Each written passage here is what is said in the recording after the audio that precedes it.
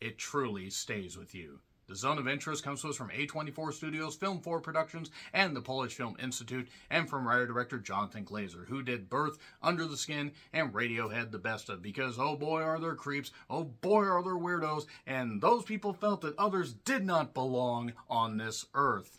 And for those that are not familiar with the plot of The Zone of Interest, I will first say it is based on a novel by Martin Amis. Amos, he's dead! Sorry, who did Saturn 3, because something is wrong on Saturn 3. Deep cut for MST3K fans and other stuff as well. So here's the bare minimum of the plot for those that just clicked on this review, haven't even checked the IMDb page, haven't even seen a trailer, aren't even familiar with the words The Zone or of or interest. And if you aren't familiar with those, I don't know how you found this review. That being said, there's a German family, a large family, with a large amount of help and a beautiful landscape and a beautiful household, a beautiful garden, a pool for the kids to splash around in, a river nearby where they can take their hand-painted canoe and they can have fun. Or, if you'll see what I did there, they can splash around in the river and just have fun. And the wife gets everything she wants. She gets everything she needs. She gets everything and then treats the help like they are, subhuman. I can't really rhyme that right there. But the husband is in the military and has a lot of military friends. And there's a dog that's just happy for anybody to be there and just wants to go walkies and get pets. The dog's fine, by the way. The dog is fine. I do want to say that for anybody that is worried. And then, it's a beautiful open air area. So they're able to hang up their laundry where they're airing out their sheets and everything. And then they're airing out any grievances. And then they aeronate their lawn, and they're just having a whole bunch of fun and everything and all this great stuff, and yet there's just this strange feeling of some unimaginable horror that could be nearby. And okay, if you haven't picked up on it, that's your bare minimum right there. Idealistic, German family with some horror around them. The thrill of all of us all around them. Yeah, basically, for those that have seen the trailer, you want to peek at the IMDb page.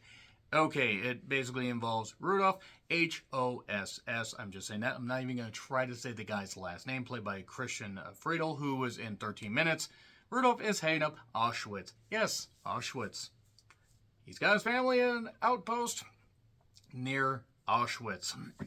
And then he has his wife Hedwig, not to be confused with the owl from Harry Potter, played by Sandra Hüller, who was in Anatomy of a Fall, which was a movie I just reviewed recently. Please check out that review, and also check out Anatomy of a Fall. Sandra was fucking tremendous there.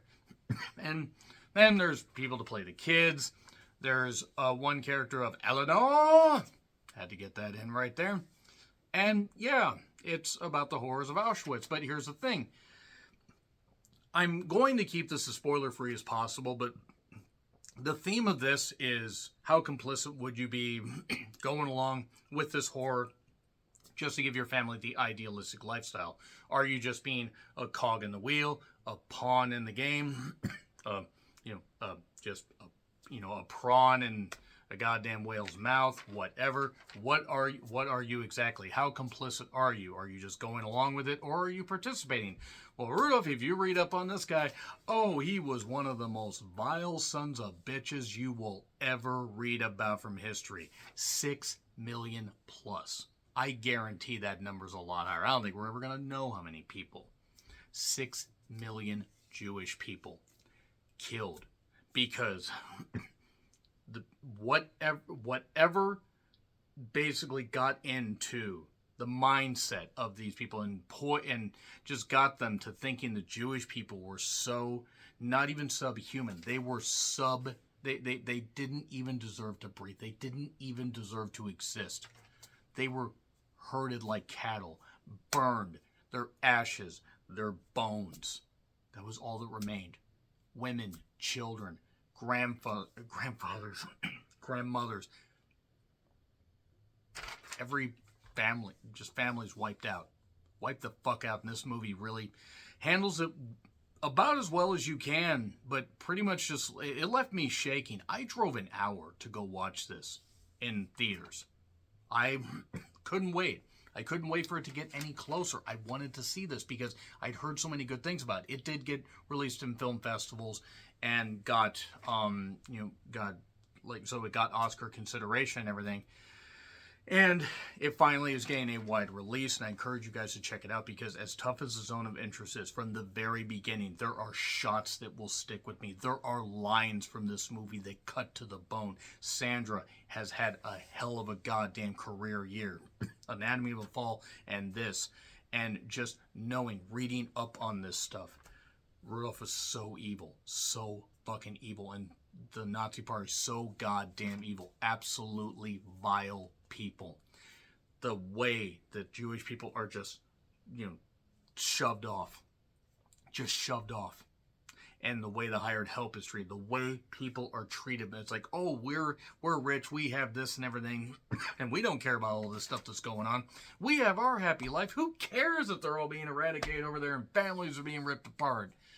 And it's just callous nature of these two parents in particular, but also the other Nazi generals and sergeants and whatever, and just everybody in the Nazi Party. But my God, Christian deserves a hell of a goddamn lot of credit for playing Rudolph as evil as possible. They try to add, there was a little bit of humanity, a little bit of a hint, but he wasn't a good guy. I'll talk about why here in the spoilers, but there are, again, shots. There is one shot in a river that will stick with me.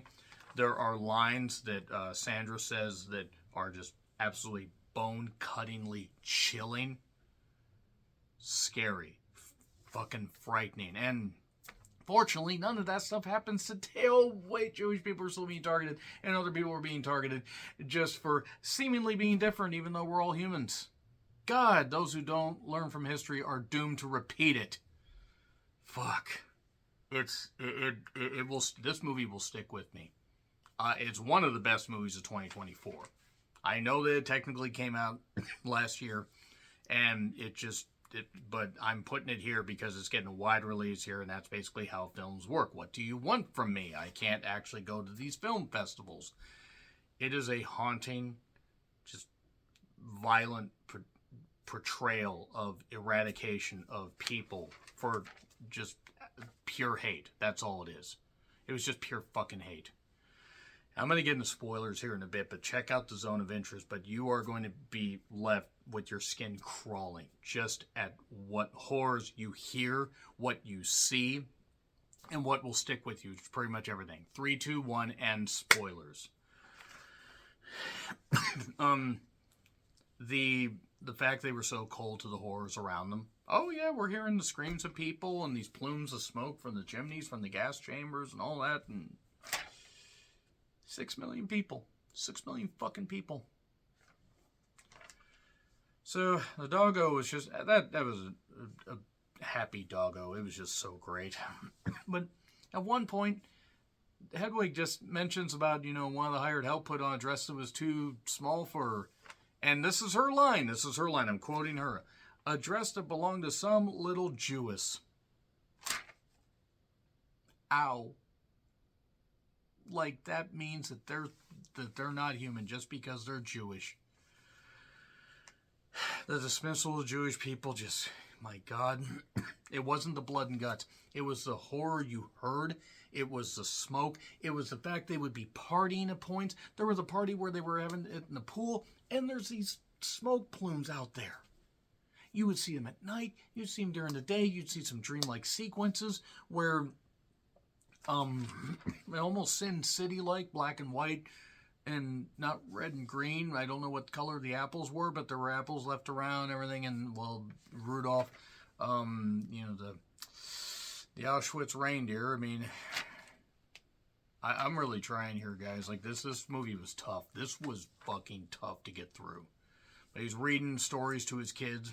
One was The Princess and the Swan. The other was Hansel and Gretel. The black and white one, obviously, those dream sequences were for a Jewish family, a Jewish girl. That was a nice but dark touch. And there were times where there was one scene where Rudolph had 2 of his kids. And they're in this canoe that was painted for him and everything by the family. And then they're playing in the river. And he's fishing. And suddenly he notices there's ash and there's bone. He picks up a jawbone. And he gets a look of horror on his face like, oh shit, my kids are going to endure this. Oh yeah, because everybody else has endured that stuff. They're subhuman, but your kids deserve to fucking live. Those kids didn't ask to be born into that stuff. Good God. Now that part was great because it was just a great shot, just as slowly, the ash slowly flowing. It was frightening. There was talk of building better chambers.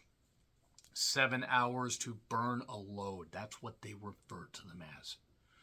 400 or 500 people at a time. Bodies. Burn a load.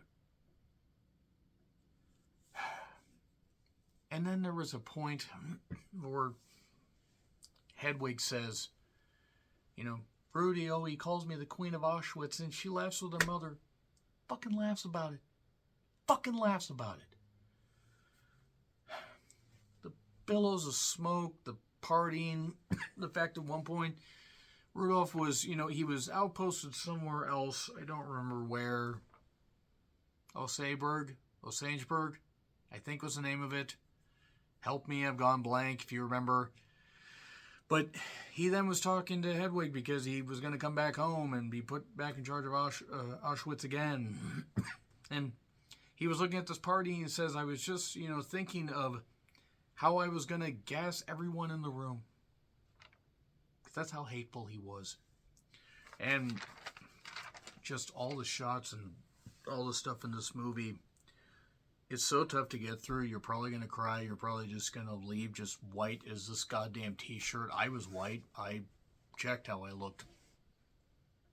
It's going to give you a lot of reflection about how you view people. A+, it gets a fucking A+. Jonathan Glazer deserves every bit of credit, and Sandra deserves a ton of praise. Christian deserves a ton of praise for his performance. Sandra played somebody that was semi-sympathetic in Anatomy of a Fall. Oh, there ain't no sympathy here. None.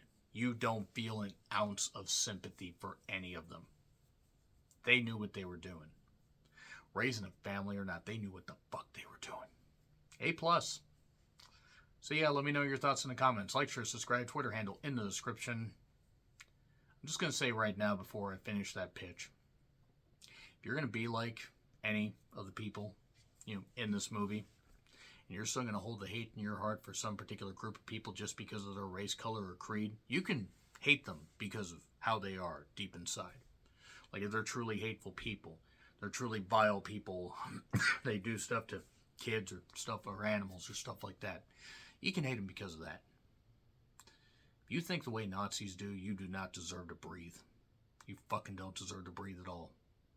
And I fucking dare you guys to try and be that way and not get exactly what was coming to you. Also, one more thing. There were shots of all the shoes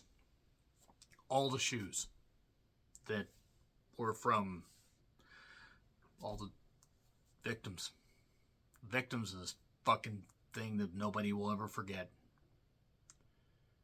If I could just check the description for this stuff. A+. I'm John Ritlin. I'll see you soon.